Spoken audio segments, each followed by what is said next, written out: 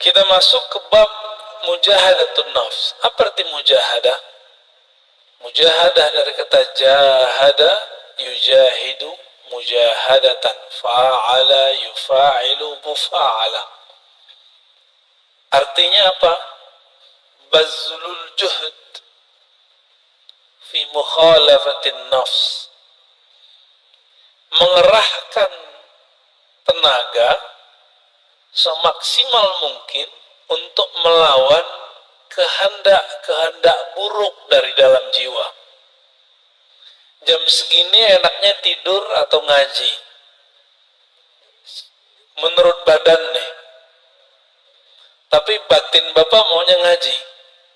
Maka yang duduk sekarang itu bukanlah nafs yang ammarah, tapi nafs yang sudah mulai masuk ke gerbang mutmainnah. Baru gerbang Pak, jangan senang dulu. Ya. An-nafs ini jiwa kita, sebagaimana sudah masyhur disebutkan dalam Al-Quran, ada yang disebut inna nafsa, sesungguhnya jiwa, ada yang apa? Ammarah, bukan amarah. Ammarah. Ammarah bahasa Arab artinya yuksirul amra, banyak nyuruh-nyuruh kepada apa? Bisu, dengan yang buruk-buruk. Jam 3 enaknya tahajud atau molor. Molor ya. Itu normal. Normal itu. Tapi mujahadatun nafs itu melawan sisi normal manusiawi. Menjadi di atas itu. Yang gak pernah tidur, yang gak pernah capek itu siapa? Malaikat. Malaikat itu gak pernah tidur. Maka di saat seseorang melawan rasa ngantuknya, dia sedang menghidupkan sisi malaikat dalam dirinya. Karena dalam diri kita ada karakter nuriyah, karakter malaikat. Kalau mau makan, antum mau makan nih. Normalnya orang kalau pagi-pagi jam 7, jam 8 lapar nggak?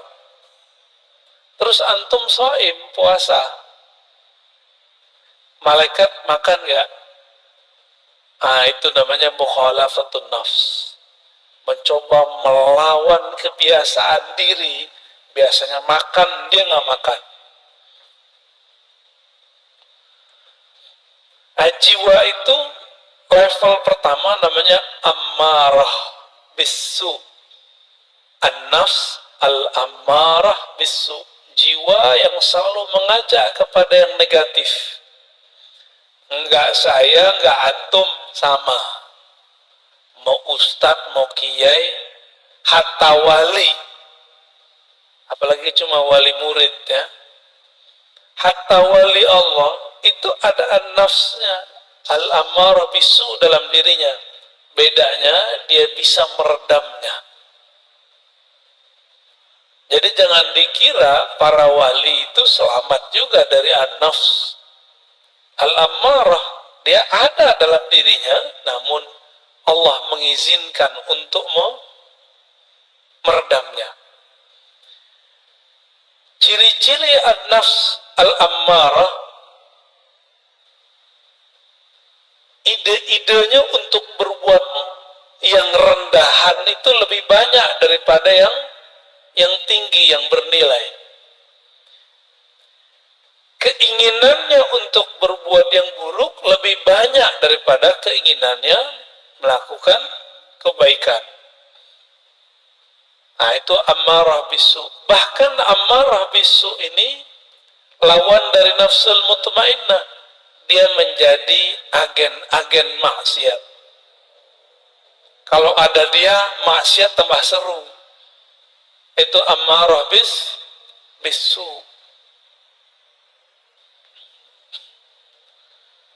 Sebenarnya itu diri kita sendiri ya. Jadi jangan dilihatkan ke orang, itu kita sendiri. Kalau dia agak baik dikit dan menjadi an-nafs al-lawwamah, jiwa yang lawwamah. Apa arti lawwamah? Lama yalumu lauman, mencela. Lawwamah yang banyak mencela dirinya, menyalahkan dirinya. Coba, antum habis maksiat, nyesel gak? Habis nyesel, nyalahin diri gak? Atau nyalahin orang? Sama. Nyalahin diri, nyalahin orang berarti an-nafs al-lawwamah. Ada penyesalan, lalu mengalamatkan penyesalan itu ke orang lain. Ini gara-gara dia nih, gitu ya. Atau ke diri sendiri. Kalau sudah bisa menyalahkan diri sendiri, berarti sudah lolos dari nafsul ammarah masuk ke nafsul lawwamah. Dari nafsul lawwamah sudah di ujungnya, karena sudah bisa memandang bahwa diri kita yang bermasalah. Ciri-ciri nafsul lawwamahnya belum bisa disembuhkan. Kalau maksiat, kalau salah, selalu menyalahkan orang. Ini karena handphone nih, ini karena musik nih, musik yang disalahin. Kan baru muncul kemarin, ada artis mau hijrah, mau tobat, yang disalahin gitarnya, yang disalahin. Dia yang maksiat, yang disalahin musiknya. Musik itu awal pembuka maksiat. Masya Allah. Saya nggak bela-bela musik juga, karena saya nggak bisa main musik. Tapi kalau dia menyalahkan musik, berarti dia belum menyalahkan dirinya sendiri. Yang disalahkan diri kita sendiri. Ada mau tanya sama antum, lebih berbahaya musik atau smartphone?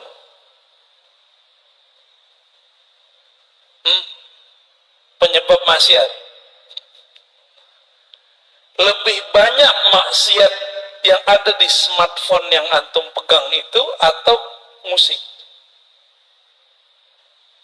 Cuma karena musik, banyak lawan jenis yang suka sama dia, lalu dia tergoda. Yang dia salahkan musiknya. Ada kok orang main musik gak tergoda, malah gak laku-laku juga ada. Jadi gagal karena belajar tazkiyatun nafsnya tidak benar. Belajar tazkiyatun nafsnya ala hawa nafsu yang baru. Jadi belajar tasawufnya tidak dengan cara ulama ahli tasawuf, tapi dengan cara ulama yang mengharamkan tasawuf. Akhirnya begitu jadinya. Ya, terjadilah yang antum tonton beberapa bulan ini. Rame nggak? Rame, ya. Berarti ada yang masalah dalam dirinya, ada masalah dalam gurunya. Karena tidak bisa mengarahkan. Jika engkau ingin menyalahkan orang, salahkan diri sendiri. Kita kalau maksiat nggak usah salahkan orang, kita yang masalah. Baik. Nafs berikut apa? Udah lawamah, naik ke mulhamah. Fa'alhamaha fujuraha wa taqwaha. Setelah Allah menyempurnakan jiwa, maka Allah mengilhamkan kepada jiwa bahwa di dalam dirimu, hai jiwa, ada fujur dan takwa.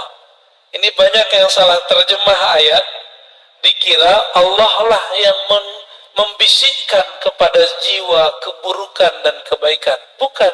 Coba perhatikan ayatnya. Fa'alhamaha fujuraha. Lalu Allah mengilhamkan, memberitahukan kepada jiwa sifat buruknya ini loh, dan takwaha, sifat baik kamu ini. Bukan terjemahannya Allah lalu membisikkan supaya dia berbuat baik atau berbuat buruk. Nah, begitu. Ya. Ini ada fi di dalamnya. Fa'alhamaha fujuraha wa taqwaha. Ada satu riwayat yang masyhur di kitab-kitab, cuma sayang setelah diteliti Imam Suyuti, Imam Ibnu Jauzi, riwayatnya dhaif. Tapi maknanya sahih. Sesuai dengan ayat-ayat ini.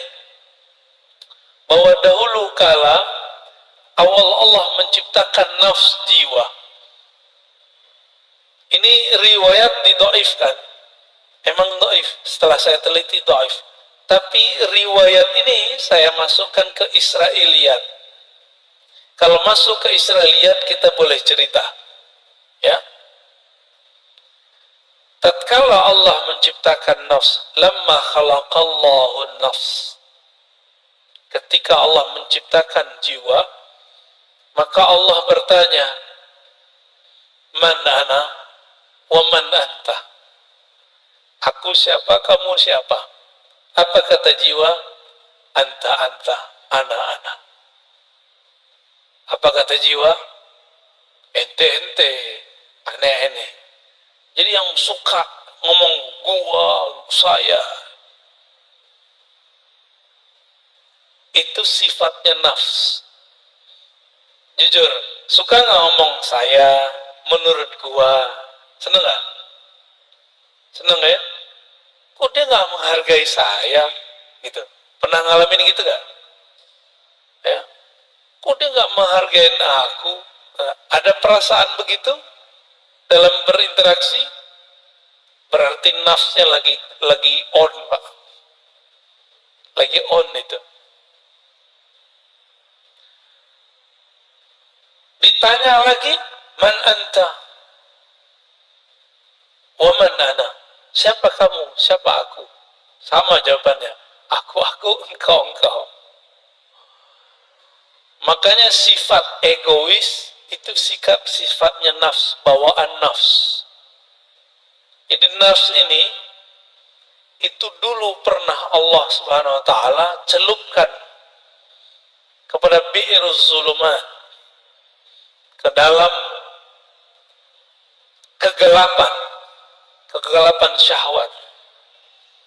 Masing-masing kita punya, Pak. Walaupun soleh ini kayaknya berjenggot, berkopiah, bergamis, bersarung, nafsu kita sama-sama jelek. Mau saya, mau antum sama. Ya, jadi nggak usah putus asa ya. Biasa aja. Siapa tahu antum lebih mulia dari aneh. Gitu. Dalam nafs. Tapi kalau udah merasa mulia, berarti nafsnya udah rusak. Nafsnya udah rusak. Baik. Lalu Allah buatlah nafs itu lapar. Dibuat lapar itu nafs. Sekian ribu tahun dia lapar. Lalu Allah bertanya lagi, Ayyatuhan nafs, man ana wa man anta? Saya siapa? Engkau siapa? Kata Allah. Barulah nafs itu merasa butuh. Apa kata nafs? Ya Rabb, anta Rabbi. Engkau adalah Rabbku, Tuhanku. Sedangkan aku adalah hambamu. Inilah muasal daripada tazkiyatun nafs. Mujahadatun nafs. Jadi nafs ini hanya bisa dikekang dengan satu hal. Lapar. Gak bisa lebih, gak bisa kurang. Gak bisa lebih dari itu, gak bisa kurang juga dari itu. Dibikin lapar dia.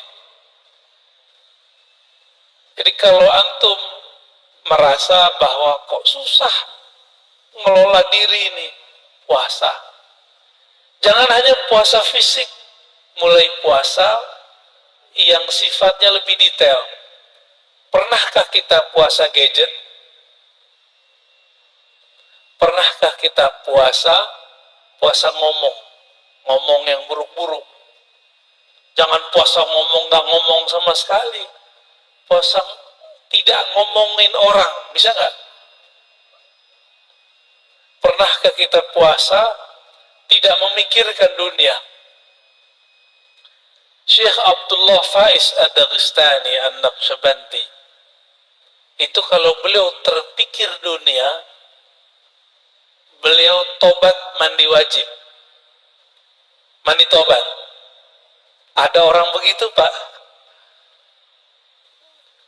Kalau kita baru bangun tidur ingat dunia nggak? Nyari handphone. Bener. Antum bangun tidur nggak nyebut nama Allah? Allah cemburu. Untung masih dikasih nyawa bangun subuh. Alhamdulillahirabbil alamin. Baik.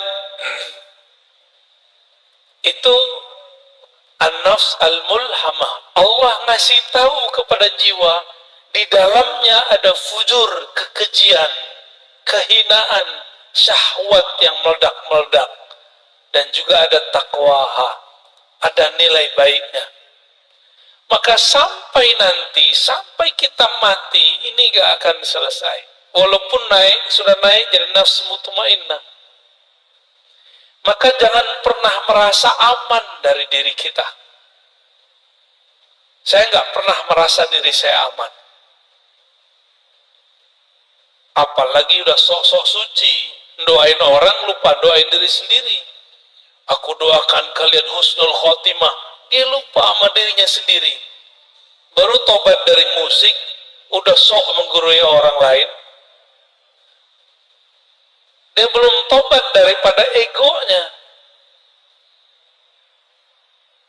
Baru hijrah beberapa bulan, udah berani menggurui orang lain. Lupa menggurui dirinya. Lalu melihat orang lain yang melakukan hal masa lalu dia dengan pandangan hina. Kita agak sedih dengan orang-orang begini. Ya. Sedih dengan diri kita sendiri. Kok kita mau juga nonton orang begitu? Ya. Baik. Inilah gerbang mulhamah. Jika dia sudah mengenal sisi buruknya dan juga mengenal sisi baiknya, kira-kira kalau orang berakal ngikutin yang mana? Karena dia sudah tahu di dalam dirinya ada sisi buruk, dia tidak menyesali putus asa kalau terjebak pada maksiat. Emang dari sononya udah begitu? Fa'alhamaha fujuraha wa taqwaha. Memang karakternya nafs ini begitu. Dia mengikuti yang rendah-rendah, fujur. Ada yang halal, maunya yang haram. Emang begitu kita. Maka, Bapak Saudara, maka Allah, kalau kita sudah tahu, coba lihat filosofinya. Kenapa Allah tidak pertama kali mengatakan fa'alhamaha taqwaha wa fujuraha? Tapi yang dimulai apa? Fujur dulu baru taqwa. Walaupun secara bahasa Arab wow itu artinya setara, tapi secara makna apa kata Imam Syafi'i? Ibda bima bada'ahu Allah. Imam Syafi'i itu kalau ketemu ayat susunan, maka beliau mengatakan mulailah memperhatikan dari mana Allah memulai. Itulah rahasianya. Bahwa orang itu pasti muncul dulu fujurnya, kekejiannya. Jangan-jangan saya lebih keji daripada antum, kan? Kan nggak tahu juga. Jangan-jangan yang berbicara ini lebih hina daripada yang mendengarkan. Tapi jangan putus asa. Allah itu ngasih tahu bahwa diri kita hina. Kalau kita terjebak, jangan putus asa. Kita punya sisi yang takwa. Disebut tobat. Gitu. Maka orang-orang yang bertobat dari masa lalunya dengan menyalahkan dirinya sendiri, tidak menyalahkan orang lain, lalu mentazkiyah dirinya, membersihkan dirinya, baru kemudian membicarakan yang lain. orang ini sudah mulai naik ke makom berikutnya, an-nafs al-mutmainnah, jiwa yang tenang. Lalu bagaimana cara supaya jiwa itu bisa dibersihkan? Maka kita katakan mujahadah itu nama sekolahnya, kurikulumnya namanya tazkiyatun nafs. Bisa bedain? Tasawuf itu nama kampungnya. Jadi tidak ada namanya tazkiyatun nafs kalau tidak bertasawuf. Nggak akan ada, Pak. Oh, ini sudah ada sebelum tasawuf. Iya, tapi itu spiritnya tasawuf. Tazkiyatun nafs itulah yang disebut dengan taubah. Tazkiyatun nafs itu disebut dengan taubat. Dimulai dengan tazkiyah nafs itu dengan cara puasa, tobat, ya, tobat dari dosa. Jadi kalau kita turunkan tasawuf, mujahadatun nafs, apalagi tazkiyatun nafs, begitu modelnya. Jadi kalau ada orang mengajak kajian tazkiyatun nafs tapi tidak memulai dengan tasawuf, gimana kurikulumnya? Pasti ada halalnya, pasti ada kelemahannya. Kayak gitu modelnya. Ya, karena nggak tahu petanya tadi, dimulai dari jiwa yang 4. Ammarah, lawamah, mulhamah, baru masuk mutmainnah. 4 aja udah cukup dulu sebelum yang 3 yang lain. Jadi taubat itu bukan saja dengan cara mencela maksiat kita. Taubat itu dengan cara tazkiyah, itu pertama. Lalu tahliyah yang kedua. Apa arti tazkiyah? Membersihkan diri dari yang kotor. Kita kalau mau sholat, tubuh kita kotor, kita langsung sholat atau mandi dulu? Mandi itu namanya tazkiyatun nafs. Mandinya orang-orang maksiat tobat. Supaya simbol dan maknanya nyatu, maka ada namanya mandi tobat. Nah, pernahkah kita mandi tobat? Maka mulai pagi ini, coba Bapak sekali sehari niat kalau mandi itu mandi tobat. Mau ngamalin? Ya. Jadi ketika kita mandi, kalau mandi tobat berani nggak pakai celana? Maka pakai kain basahan. Kecuali antum bukan mandi tobat. Pakai kain basahan atau pakai celana kita mandi. Cara mandinya gimana? Mulai dari wudhu. Lamain di kaki, siram kaki kita dulu. Udah siram kaki, mulai pundak. Baru kepala. Niatkan, ya Rob, ampuni dosaku. Jadikan dosaku hanyut seperti hanyutnya daki-daki di badanku dengan air ini. Dalam hati kita ngomong.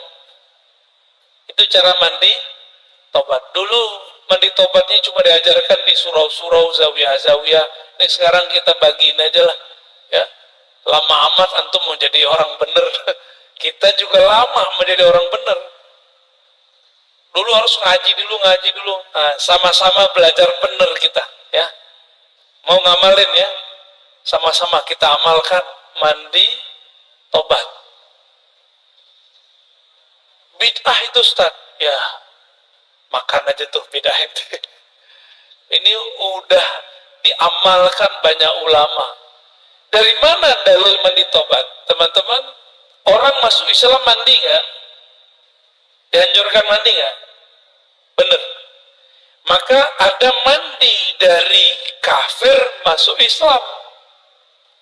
Dari situ ulama kita ngambil. Kita sudah Islam. Melakukan maksiat, udah tahu lebih gede nggak dosanya? Lebih gede dosanya. Maka secara batin lebih kufur. masuk lagi ke ranah iman, kita mandi lagi. Dari situ dalilnya. Ya. Jadi mandi tobat bukanlah bid'ah, mandi tobat adalah sesuatu yang lebih sunnah daripada mandinya orang kafir masuk Islam. Orang kafir masuk Islam wajar, dia tadinya kafir, sekarang masuk Islam. Kita ini sudah Islam, tapi melakukan kerjaan orang-orang kafir. Lebih kufur gak? Lebih wajib gak kira-kira mandi tobatnya? Menurut saya itu lebih wajib. Ya, coba mandi tobat. Ini amalan para wali Allah. Para wali Allah itu, teman-teman, sahabat-sahabat Allah, amalan intinya itu tobat.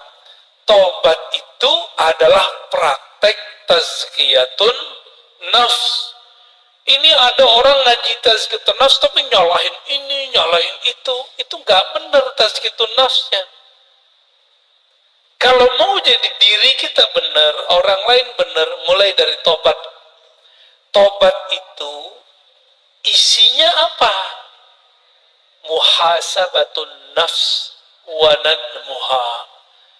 Menghitung-hitung kesalahan diri lalu menyesalinya. Maka Nabi berkata, an-nadamu taubah. Hadis sahih. Yang disebut tobat itu kamu menyesali. Bagaimana mungkin menyesalinya kalau tidak pernah menghitung kesalahan diri sendiri? Pernah nggak ngitung kesalahan kita? Yang ada kita ngitung kesalahan orang. Kesalahan gitar, kesalahan musik. Musik lagi yang disalahin. Orang teman lagi yang disalahin. Itu di luar gak ada minum khamar. Itu tua, kalau gak diminum gak masalah kan? Masalahnya antum minum itu aja. Baik. Tasawuf dalamnya apa? Mujahadatun nafs. Dalamnya lagi apa? Tazkiyatun nafs. Inti tazkiyatun nafs apa? Taubat.